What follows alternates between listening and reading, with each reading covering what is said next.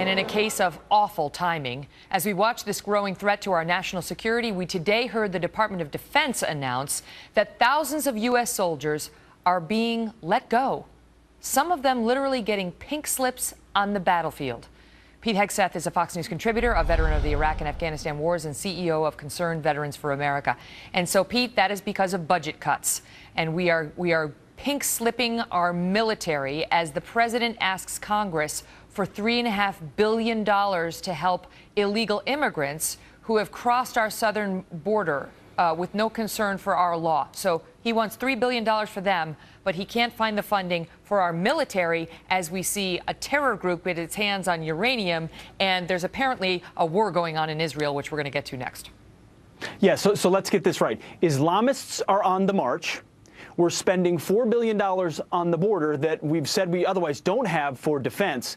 And we're sending pink slips specifically to captains and majors, guys and gals who entered the military to fight the very Islamists we've been fighting in Iraq and Afghanistan today. So we're sending pink slips to guys on the battlefield in Afghanistan right now, telling them we no longer need your services, but we're willing to spend $4 billion on illegals on the border. That $4 billion, Megyn, if you splice it, could pay for 8 brigade combat teams, for 40,000 of the 80,000 troops we're reducing.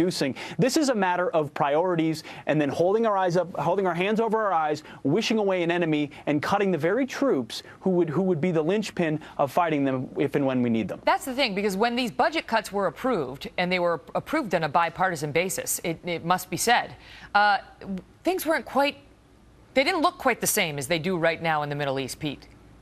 Well, no, they didn't look the same, but I think it was willful blindness to think that we wouldn't have problems in light of the policies this administration has pursued, basically policies of weakness and retreat. But there was not overwhelming bipartisan support. I mean, many on the right have recognized that when you reduce your military this deeply, this dramatically, and this in such a draconian way, you're going to see just chops to very capable aspects of that. And it rolls downhill, Megyn. We don't make tough decisions about our higher officer corps. It turns it out to be captains, lieutenants, sergeants who take the brunt of these cuts, but those happen to also be the brains and the guts of this generation's fight against folks like ISIS. We're going to need that expertise again, and we're stripping it out of our military right now in favor of dependency programs, of money to the border, and transforming America, and it's a damn shame.